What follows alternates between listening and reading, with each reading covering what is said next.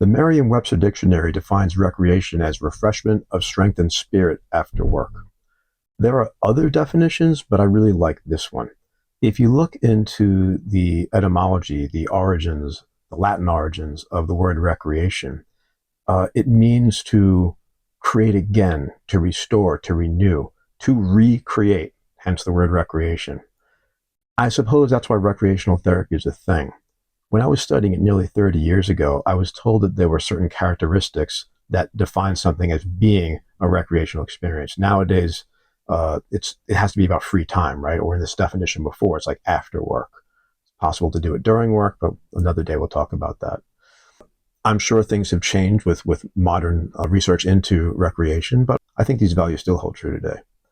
One of them was a sense of timelessness, getting lost in the moment, being so engaged in what you're doing that you lose track of time.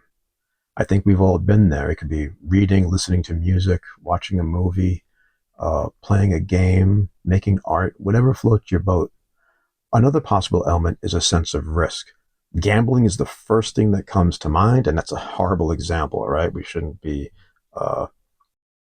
it could be an addiction, right? So not exactly the best way to go.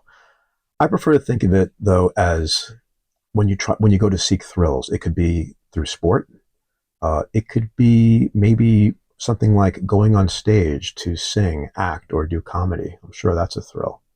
The last one that I remember, and this is my favorite, it deals with self-improvement, self-actualization, spending time mastering a skill mastery.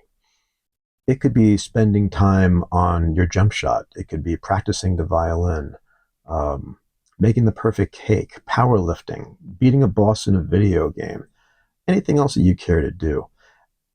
So, not only is mastering a skill potentially very useful, but it makes you feel more accomplished. It makes you more confident. It's a big thing in phys ed, by the way. But let's face it, life can have a tendency to beat you down. Sometimes it's work with a lack of it. Sometimes you get sick. Sometimes someone you care about gets sick. And sometimes all the obligations fall on you. It's admirable when you find yourself in hell, and I think it was Churchill said, when you find yourself in hell, keep going, and you have the ability to go through it and maybe come back for more. And there are times when we must do that. But sooner or later, you're going to need a break. Man, look at this guy. He's had it. You okay there, buddy? Anyway, I think we need to recognize that we should be taking steps to make time for quality recreation in our lives. I realize that you may be boxed into a situation where the opportunities are few and far between. Sometimes just listening to an audiobook for 30 minutes during your commute is all you can get. Sometimes not even that, and you could just dream about what you're going to do in the future. But that's something. Making time for satisfying daily or perhaps weekly recreation can be challenging. Hey, if you're stuck in a rut with no time for recreation and you don't mind sharing, write a comment below. I'll take a look at it. Maybe I can give you some suggestions, but other people, I encourage you to help each other out. All right. Maybe you have some suggestions. Maybe you're in the same position. Tell us how you got around it or how you're still struggling with it. If you've got your scheduling for work and recreation all figured out, I'd love to hear it because I'm still figuring it out myself.